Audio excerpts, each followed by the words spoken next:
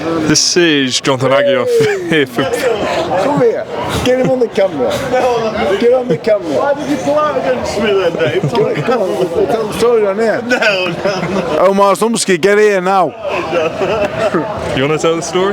Nah, he didn't turn up for swearing a few times. But to be fair, he has never boxed in his life, which probably wouldn't help. Well, I'm here with the most talked about boxer in the UK for sure over the last 100%, Dave Allen. Dave, how are you? How's the last few days been? Yeah, been good, you know, been good. But obviously for me, I enjoyed it for about 5 minutes and then fuck off, and then then it's over then. You know, Joe Hayden's got a big fight Friday, so obviously I train him. So we've been doing the job. Joe Howard sparred at Gallagher's gym this morning. That was a 5-hour round trip. That's why I look like shit. But I live for boxing, me. So yeah, I had to set off at 7:30 this morning. Manchester, done the sparring. Back here, got Joe, obviously Stevie I managed as well. So a fucking big Friday. As soon as I won Friday, like in the post-fight interview, straight away like fucking Joe and Stevie are boxing next week. Because I've won now, done, it's over. These two now. And then when these two are done, I got Joe Alf and Sam Lightfoot on the 13th of June. So boxing don't stop. The world don't stop for me because I've won. We have to fucking get on with what we're doing.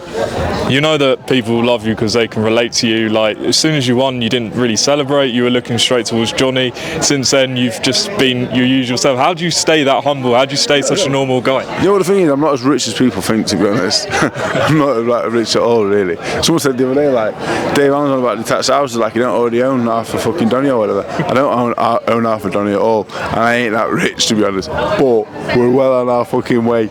So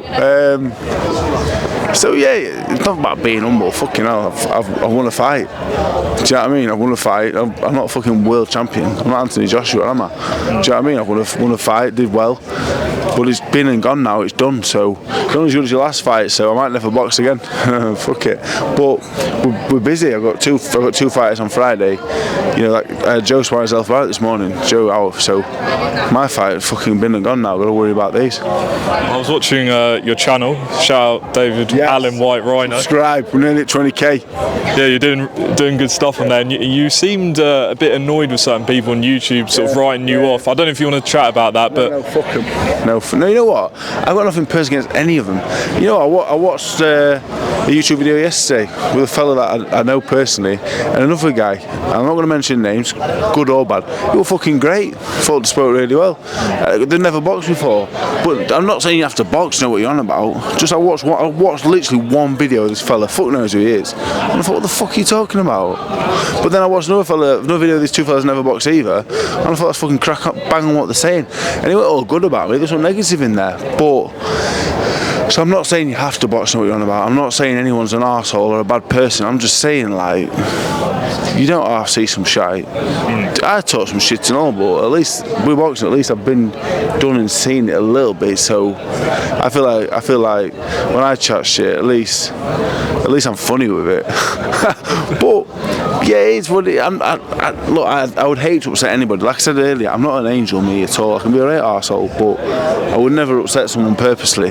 So I would never mention anyone's name. But I see good videos and I see bad videos. And if they're being nice about me, I don't automatically go, that's a good video. Because I see people say things about me that are really nice, but I think, fucking hell, I'm not fucking Sugar Ray Leonard. Do you know what I mean? So it is what it is. And you know what? I never really watched YouTube videos, but I started to watch YouTube. I thought, oh, let's see what they're saying about this fight. My fight. Oh, I mean, just see what they say. I thought, fuck me, chatting absolute bollocks. But I did watch one the other day that I thought were really good. So, yeah. I mean, a lot of people said some nice things, like you say. Is there anyone that's messaged you that's like surprised you, or what's been the nicest message you've had? You wouldn't believe Nigel Benn rang me on Sunday afternoon, driving back to pick the kids up. Australian numbers. I put the phone down twice. I thought, I'm not answering fucking Australian numbers. It was some dodgy cunt. So I put the phone down twice. Rung again. I thought, fuck me, getting paranoid now. Some Australian fella's gonna come and fucking do me. So anyway, I've answered it. I've gone hello, but I put a dodgy voice on because my WhatsApp picture is just a blank screen, so they don't know it's me. Anyway, he's gone, alright. I thought, who the fuck's this? And he started talking to me on. I thought, that's Nigel Benn or someone pretends to be Nigel Benn. Anyway, it turned out it were Nigel Benn. And he just rung me to congratulate me, really. We were on phone for 10-15 minutes. That's Nigel Benn. Do you know what I mean? Mad really, innit? So he spoke to me. David A messages me quite frequently, actually. David A's a fucking nice fella. He's brilliant with me, gives me lots of advice, talks to me. And David A was my hero. Nigel Benn's a British boxing legend, as is David A, but David A's my fucking hero as a kid. So for me, David A messages me casually sometimes, and I'm like, what the fuck? Every time I shout my missus, David A's texts me again. So, and a few others, yeah, a few other famous friends. But you know what? Whether they're famous or not, I've had fucking thousands of messages. Can't reply to them all. I'd love to, but it's fucking brilliant. And not, mate, only 1 in every 100 might say you're great, but they're all like, I'm fucking happy for you. I'm really happy for you, and that to me means fucking a lot to me. Do you know what I mean? I only started the boxing so my dad had fucking liked me and talked to me, and now everyone wants to like me and talk to me. It's fucking amazing, isn't it? Even my dad wants to talk to me at the minute. It's good. And before the David Price fight, you were pretty open and honest about your training camp for that, and how you didn't prepare properly for it. What do you say about the way you've changed yourself in terms of boxing since then? Because now you're locked in with Jamie and Nigel. You got offered the rematch, and you said, "I'm going to train 10 weeks for this, and I'm going to win it," and you did. Yeah, I trained very hard for the last 2 fights. This fight was a bit more difficult. I got really ill halfway through. I had to have a week off. I had mad shits, to be honest. Mate, mad. I lost 16 pounds in a week. I was fucking dying. Anyway, do you want to edit that bit out? I was so ill, mate. You leave it in if you want. I was spewing. Honestly, got Joe Aiden's there. He'll tell you I was fucking rough as fuck, and I was badly. That was 5 week out, but I had the week off, and that's a scary thing to do, you know, when you're 5 weeks out of having a full week off, but I did. So camp didn't go to plan, really. It didn't go amazing. I've had a cold for fucking 6 months. I went to Riyadh, I come back with the maddest cold ever. I haven't fucking shifted it yet. But I'm not going to doctors, I'd rather die in my sleep. And people were saying that at the press conference. They thought that you were ill. Fucking ill as fuck, 24/7. I was having 2 kids. I came back from Riyadh with a really bad cold. I've never shifted it since, but I'd rather not know if there's anything wrong with me.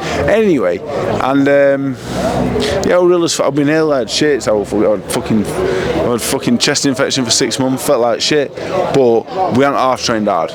You know what, not even hard, just consistently in the gym, working on like what punch I'm going to throw.